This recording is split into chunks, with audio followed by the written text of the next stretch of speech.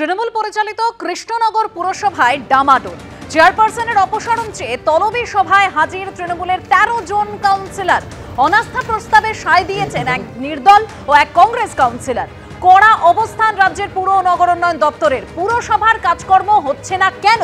২৪ জন কাউন্সিলরকে শোকজের চিঠি পুর ও নগরোন্নয়ন দপ্তরের। ৭ দিনের মধ্যে শোকজের উত্তর দিতে বলা হয়েছে কাউন্সিলরদের শোকজের চিঠি পাঠিয়েছে পুর ও নগরোন্নয়ন সচিব।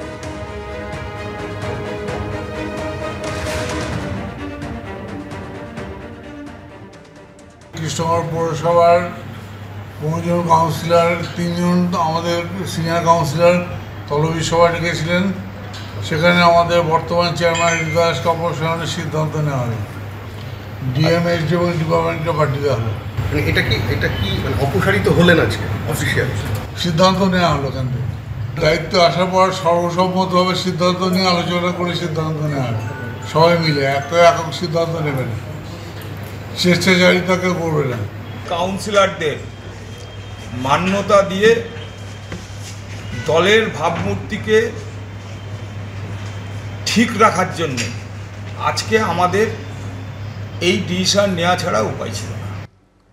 কৃষ্ণনগর পুরসভার ছবি দেখলেন, আর এবার দেখুন শিলিগুড়ি পুরসভায় বোর্ড মিটিংয়ে উত্তেজনার ছবি। মিটিং থেকে এক কাউন্সিলরকে বার করে দেওয়ার অভিযোগে তীব্র উত্তেজনা।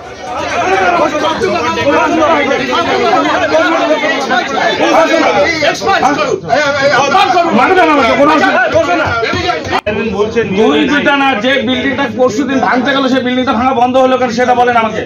সেটা কি এখানে আলোচনার বিষয়?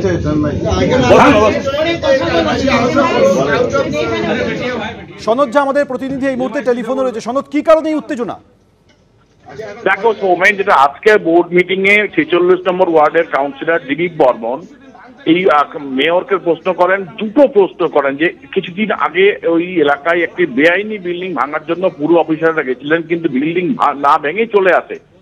আরেকটি প্রশ্ন হচ্ছে যে ওই এলাকায় বড় খাটাল রয়েছে, যে খাটালের কারণে এলাকায় কিন্তু নানা রকম রোগ ভোগ হচ্ছে, পরিবেশ দূষিত হচ্ছে।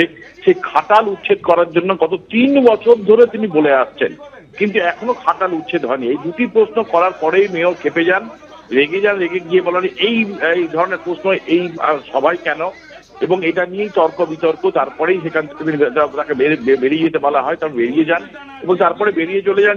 যে বৈঠকে একজন কাউন্সিলর প্রশ্নের উত্তর দেওয়া হয় না, একই দল অর্থাৎ তৃণমূলেরই কাউন্সিলর, তিনি এলাকার উন্নয়নের জন্য কোনো বিচার পান না, এলাকায় একটা অন্যায় কাজ হবে তার কোনো উত্তর পান না, সেখানে তিনি থাকতে চান না বলে তিনি বৈঠক ছেড়ে বেরিয়ে গেছেন।